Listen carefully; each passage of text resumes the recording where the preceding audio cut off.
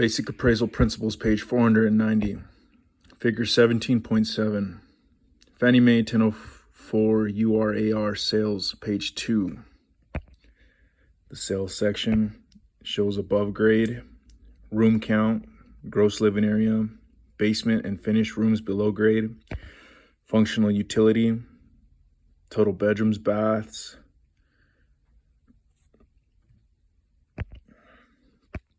conduct segmentation. The first step in market segmentation is to identify from which large market the subject exists. In general, a property will exist in one of 5 basic real estate markets, which are essentially identified by their land use and the typical users of properties with those land uses. The first is residential, then commercial, then industrial, then agricultural, then special purpose. These 5 markets are then broken down into sub-markets that further identify the special characteristics, special features, uses, locations, and prices. This is called market segmentation, or more commonly referred to by appraisers as defining the market area or market delineation.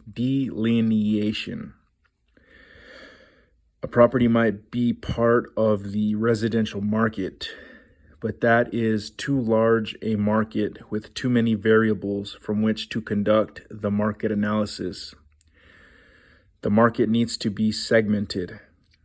The basis for the segmentation can only be made after the appraiser physically observes the characteristics of the area in which the subject property is located.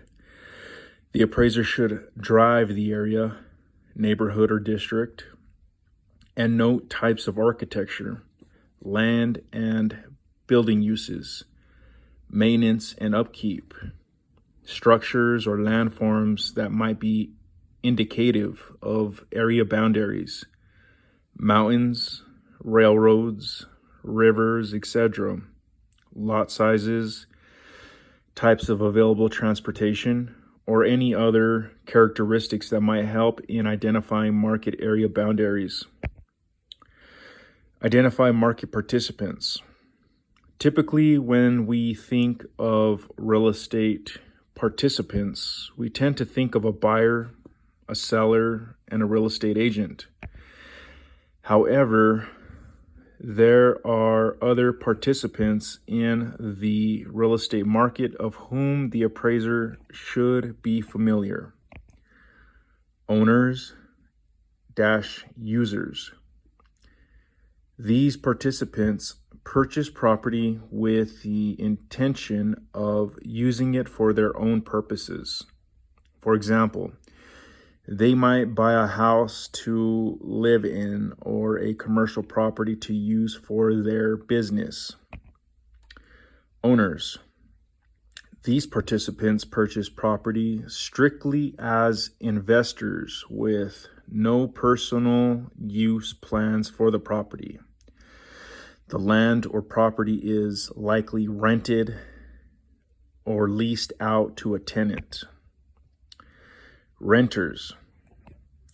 These participants are strictly consumers of real estate. They pay the owner to rent or lease the property. Developers. These participants buy raw land and prepare it for development, turning it into a marketable site. Essentially, they are creating a new product. Delineate. That means to describe, to mark the outline of. Developers and builders may work as one unit or separately. When working as one unit, they will develop the raw land and construct the buildings/improvements. Page 491.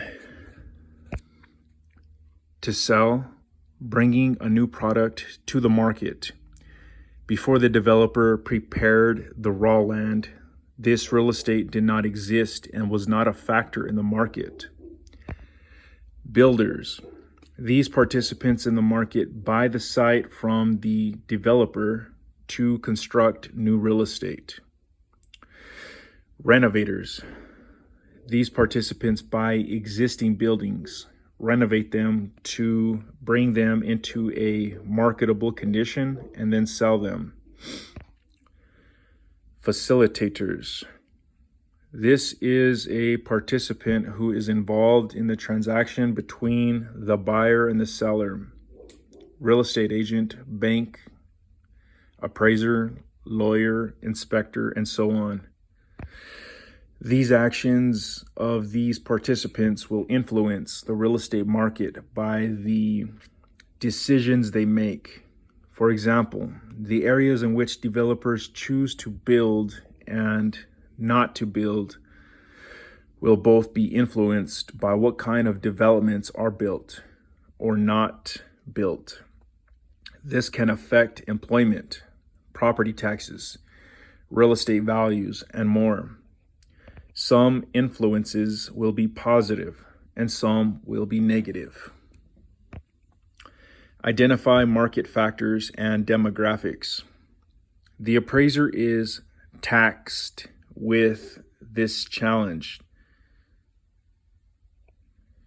of finding the root cause of the market's influences to determine where these influences are branching out and what and who they are affecting. This can be done by identifying which life cycle, such as growth, stability, decline, revitalization, the area is experiencing, and understanding how the social, economic, governmental, and environmental forces affect the area. After the data is gathered, the appraiser analyzes it to determine where the market boundaries lie. The appraiser uses a map, either paper or via the computer, to delineate the boundaries that will define the market area. Some market area boundaries are obvious and defined by actual physical formations or other existing boundaries, such as the following. Physical features, such as highways, rivers, railroad tracks, mountain ranges, lakes, and so on. Zoning boundaries might be the deciding factor where the differences in land uses begin and end. School district boundaries can also influence how a market area is defined, where the inclusion in a particular district greatly affects a buyer, positively or negatively. A gated community might be the market area boundary when the properties are considered exclusive from the rest of the neighborhood/district. Other market boundaries might not be so obvious. They will be defined by some of the factors found when researching the market, such as the following. One neighborhood might be in a growth cycle, and the adjacent neighborhood might be in a decline cycle. This may or may not be one of the boundaries. The population of the subject's area might be rising and the population of the adjacent area might be declining. This may or may not be a reason for a boundary. The appraiser must be careful to consider all this information when defining a market area and not just assume that because the properties in the adjacent